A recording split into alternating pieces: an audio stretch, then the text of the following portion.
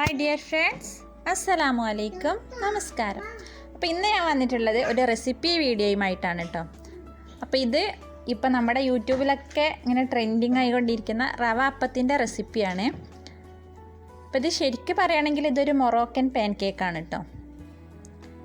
പക്ഷെ ഇത് നമ്മുടെ അപ്പത്തിനായിട്ട് കമ്പയർ ചെയ്യാൻ പറ്റില്ല. റവ കൊണ്ട് ഉണ്ടാക്കുന്ന ഒരു ടേസ്റ്റായിട്ട് നല്ല സോഫ്റ്റായിട്ടുള്ള ഒരു അപ്പമാണ് കേട്ടോ.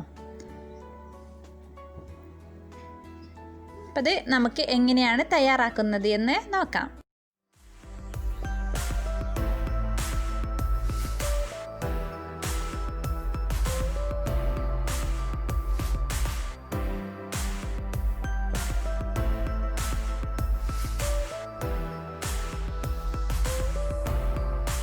അപ്പോൾ അതിന് വേണ്ടിയിട്ട് ഞാനിവിടെ 1.5 കപ്പ് റവയാണ് കേട്ടോ എടുക്കുന്നത്.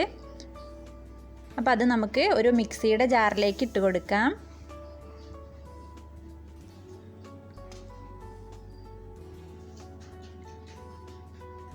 ഇനി നമുക്കിതിലേക്ക് 1 ടീസ്പൂൺ ഇൻസ്റ്റൻറ്റ് ഈസ്റ്റ് ഇട്ട് കൊടുക്കാം. അപ്പോൾ നമ്മൾ സാധാ ഈസ്റ്റാണ് എടുക്കുന്നതെങ്കിൽ 1 ടീസ്പൂൺ ഈസ്റ്റ് എടുത്തിട്ട് 2 ടീസ്പൂൺ പഞ്ചസാരയും കൂടെ ഇളം ചൂടുള്ള വെള്ളത്തിൽ കലക്കിയിട്ട് ഒരു 5 മിനിറ്റ് വെക്കുക. എന്നിട്ട് ഈസ്റ്റ് ഒന്ന് ഫെർമെൻ്റ് ആയാലും നമുക്കിതിലേക്ക് ഒഴിച്ചു കൊടുത്താൽ മതി കേട്ടോ.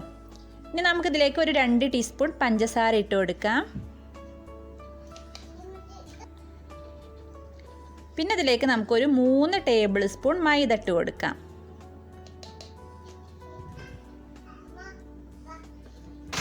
ഇതിലേക്ക് നമുക്ക് പാകത്തിനുള്ള ഉപ്പിട്ട് കൊടുക്കാം.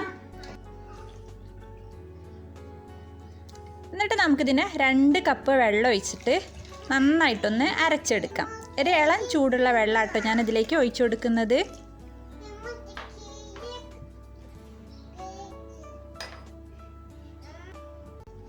അപ്പോൾ അതാ ഞാനിവിടെ നന്നായിട്ട് അരച്ചെടുത്തിട്ടുണ്ട്. ഇനി നമുക്കിത് ഈ ബൗളിലേക്ക് ഒഴിച്ചു കൊടുക്കാം.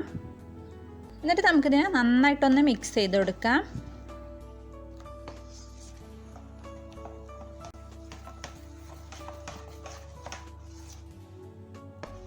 എന്നിട്ട് നന്നായിട്ട് മിക്സ് ചെയ്തെടുത്തതിന് ശേഷം നമുക്കിതിലേക്ക് ഒരു 1/2 കപ്പ് വെള്ളം കൂടെ ഞാൻ ഒഴിച്ചു കൊടുത്തിട്ടുണ്ട്.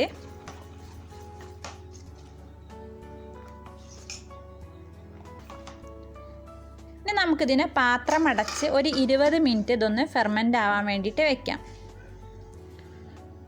അപ്പോൾ 20 മിനിറ്റിന് ശേഷം നമുക്ക് പാൻകേക്കുകൾ റെഡിയാക്കി എടുക്കാം.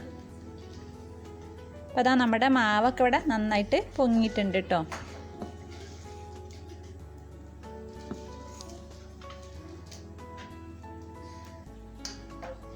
നമുക്ക് ചൂടായൊരു പാനിൽ, ഇത് നമുക്ക് നോൺ സ്റ്റിക്ക് പാൻ ആണെങ്കിൽ അത് എടുക്കാം, അതല്ല നമ്മളെടുത്തുള്ള ദോശക്കല്ലാണെങ്കിൽ അതും എടുക്കാം കേട്ടോ. എന്നിട്ട് ദോശക്കല്ല് നന്നായിട്ട് ചൂടായാൽ നമുക്കിതിനൊരു മീഡിയം ഫ്ലെയിമിലിട്ടിട്ട് ഓരോ തീ ഒന്ന് മീഡിയം ഫ്ലെയിമിലാക്കി വയ്ക്കുക. എന്നിട്ട് ഒരു തവി മാവ് നമ്മുടെ പാനിലേക്ക് ഒഴിച്ചു കൊടുക്കാം. ഒഴിച്ചതിന് ശേഷം അതിലിങ്ങനെ ഫുള്ളിങ്ങനെ ഹോൾസ് വരും. നല്ലോണം ഹോൾസ് വന്നു കഴിഞ്ഞാൽ നമുക്ക് പാത്രം അടച്ച് ഒരു 2-3 മിനിറ്റ്, ഒരു 3 മിനിറ്റൊക്കെ ഒന്ന് ഇതിനെ വേവിച്ചെടുക്കാം.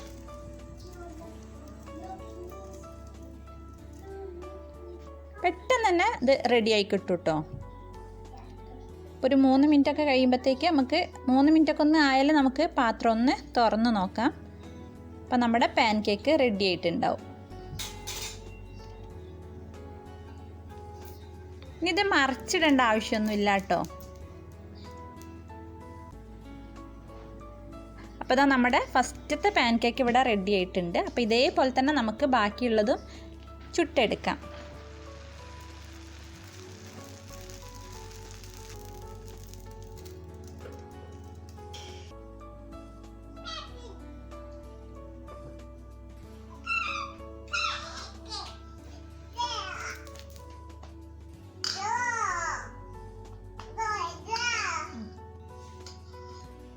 നമുക്ക് ഈ രീതിയിലും ചുട്ടെടുക്കാം. ഒരു തവി മാവ് ഒഴിച്ചിട്ട് ജസ്റ്റ് മെല്ലെ ഒന്ന് ഇങ്ങോട്ട് പരത്തി കൊടുക്കാം. നമ്മൾ ദോശയൊക്കെ ഒന്ന് പരത്തുന്ന പോലെ കനം കുറച്ച് പരത്തരുത് കേട്ടോ, ജസ്റ്റ് ഒന്ന് പരത്തി കൊടുക്കാം. എന്നിട്ട് പിന്നെ നമ്മൾ നേരത്തെ ചെയ്തതുപോലെ തന്നെ ഹോൾസ് വന്നാൽ പാത്രം അടച്ച് ഇതിനെ ഒന്ന് വേവിച്ചെടുക്കാം.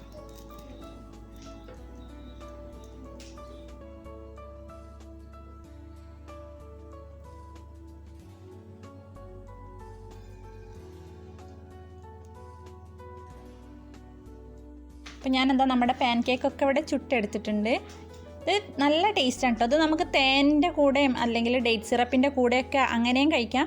അതല്ല നമ്മൾ സാധാരണ ബ്രേക്ക്ഫാസ്റ്റും ഡിന്നറൊക്കെ കഴിക്കുന്ന പോലെ തന്നെ അപ്പമൊക്കെ കഴിക്കില്ല, അതേപോലെ ഈ ഇറച്ചിക്കറിയുടെ കൂടെയോ മുട്ടക്കറിയുടെ കൂടെയോ കടലക്കറിയുടെ കൂടെയൊക്കെ നമുക്ക് കഴിക്കാൻ പറ്റിയിട്ടുള്ള ഒരു അപ്പമാണ് കേട്ടോ. അപ്പോൾ ഇതാണ് ഇന്നത്തെ വീഡിയോ. അപ്പോൾ നിങ്ങൾക്ക് എല്ലാവർക്കും വീഡിയോ ഇഷ്ടമായി എന്ന് ഞാൻ വിശ്വസിക്കുന്നു. ഇഷ്ടമായതാണെങ്കിൽ ഷെയർ ചെയ്യാനും ലൈക്ക് ചെയ്യാനും കമൻറ്റ് ചെയ്യാനും മറക്കരുത്. പിന്നെ നിങ്ങൾ ആദ്യമായിട്ടാണ് നമ്മുടെ ചാനൽ കാണുന്നതെങ്കിൽ പ്ലീസ് സബ്സ്ക്രൈബ് ചെയ്യുക. അപ്പോൾ അത് സബ്സ്ക്രൈബ് ചെയ്യുമ്പോൾ അതിൻ്റെ തൊട്ടടുത്ത് കാണുന്ന ആ കുഞ്ഞു ബെല്ലൈക്കൺ ഉണ്ടല്ലോ, അതും കൂടെ ഒന്ന് പ്രസ് ചെയ്യണേ. അത് പ്രസ് ചെയ്യുമ്പോൾ 3 ഓപ്ഷൻ വരും. അതിൽ ഓൾ എന്നുള്ള ഓപ്ഷനാണ് ക്ലിക്ക് ചെയ്യേണ്ടത്. അപ്പോഴാണ് ഞാൻ അപ്ലോഡ് ചെയ്യുന്ന വീഡിയോസൊക്കെ നിങ്ങൾക്ക് മുടങ്ങാതെ നോട്ടിഫിക്കേഷൻ കിട്ടുകയുള്ളൂ. ഇൻഷാ അല്ലാഹ്. അപ്പോൾ നമുക്ക് നല്ലൊരു വീഡിയോയുമായി വീണ്ടും കാണാം. Take care. ബൈ. അസ്സലാമു അലൈക്കും.